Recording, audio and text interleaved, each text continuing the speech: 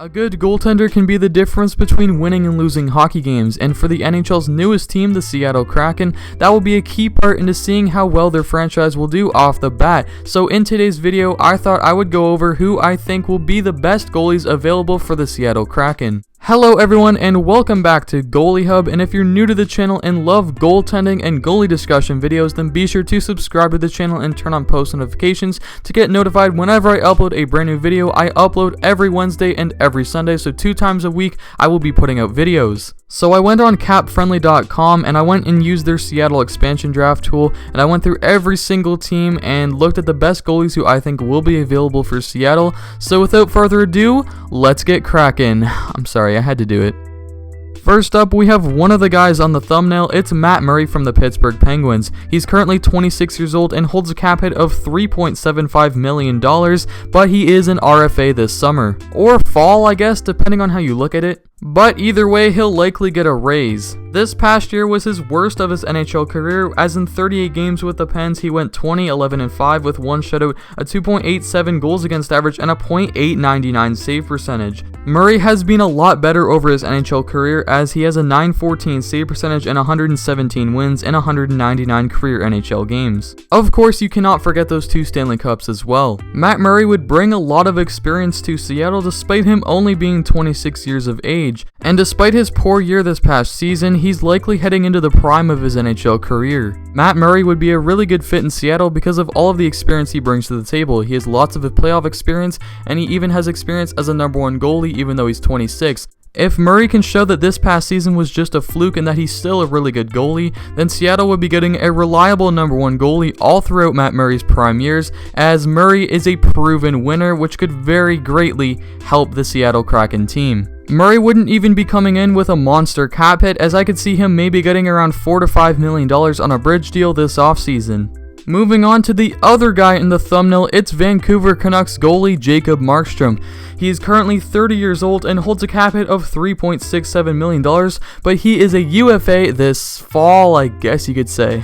This past season, Markstrom had a breakout year, having a .918 save percentage and 23 wins in 43 games played, as he was a huge part as to why the Canucks were in the playoff race. Markstrom has a pretty good amount of NHL experience, as in 272 games, he has 110 wins and a .911 save percentage, and that losing record is just mostly due to Markstrom playing on some very bad teams. Out of all of the goalies on this list, this is probably the biggest question mark as to if he will actually be available, as he is an unrestricted free agent this offseason, but I think he will likely be available if Vancouver does decide to re-sign him and has the cap room to do it. Although Markstrom took a while to develop, he showed this past season that he can be a capable #1 goalie in the NHL, which might benefit Seattle, especially if they're trying to win games off the bat. Even though Markstrom's already 30 years old, I feel like he's going to be one of those goalies like Tim Thomas that has their best years of their career in their 30s, which may be very good for Seattle if Markstrom's playing for them. Just like Murray, I don't think Markstrom would be too much against the salary cap, as I think on a new deal this offseason, he would make around $5 million per season. The third goalie I want to talk about in this video is Antti Raanta from the Arizona Coyotes.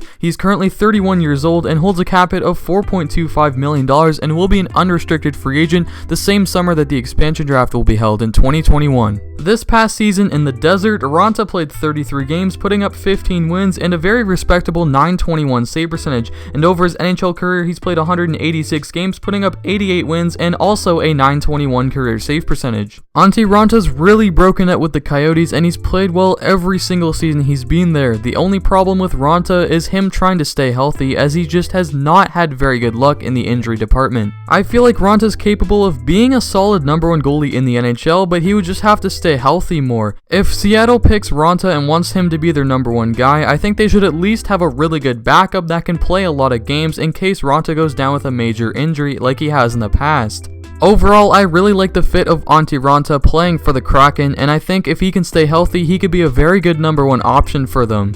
I'd also love to see what kind of Brian's custom gear design that Raanta could come up with for the Seattle Kraken. At number 4, I have Pavel Francouz from the Colorado Avalanche. He's currently 30 years old and actually made $950,000 this past season, but is signed to a 2-year extension that sees him make $2 million per season until 2022. This past season was his rookie NHL season, as he did sign with the Avalanche in 2018, but spent most of the season last year in the American Hockey League. Nevertheless, last season he played 34 games, putting up 21 wins and a very respectable .923 save percentage. His career stats are basically the same as his stats from this past season, other than 2 NHL games he played with the Avalanche last season. Francouz had some very good seasons in the KHL before signing with Colorado in the summer of 2018, where he had a very good year in the AHL last season, and he had a very good year in the NHL this season, to the point where he was even taking some starts away from Philip Grubauer near the end of the season. Francouz could be very effective in a split tandem in Seattle, and with some increased ice time, he could maybe even flourish into a number 1 goalie for the Kraken.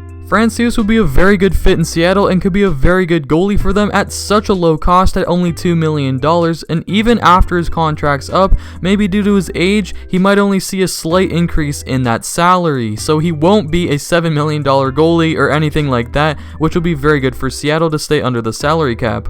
For the 5th and final goalie I will talk about, I have Jonathan Quick from the Los Angeles Kings. He's 34 years old currently, and he makes $5.8 million per season until 2023. The contract might take him out of contention for Seattle, but I'll explain later why I have Quick on here.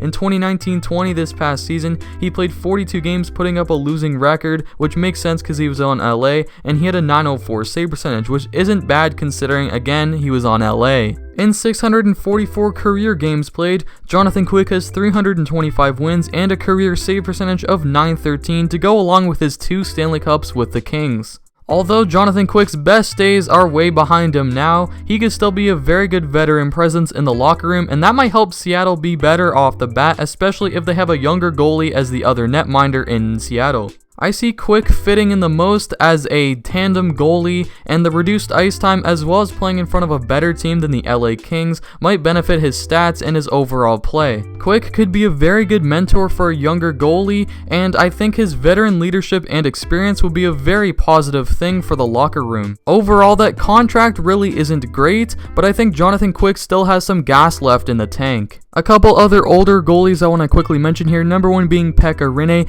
He could be a decent fit. He's near the end of his career. He's currently 37 years old. It seems like Nashville has moved on from him since they started UC Saros in the playoffs this year, and if he wants to finish out his career in Seattle, it might be a decent fit if Seattle wants a veteran guy.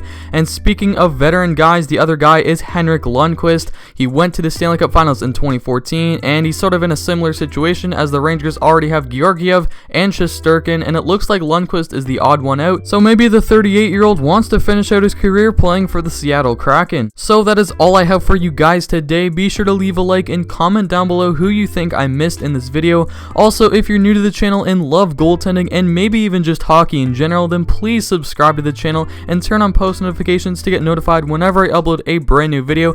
I put out new videos every Wednesday and every Sunday, and yeah, also follow me on Instagram at goalie_hub. There will be a link down in the description below. But anyways, that's all I have for today. I hope you enjoyed, and I'll see you guys in the next video.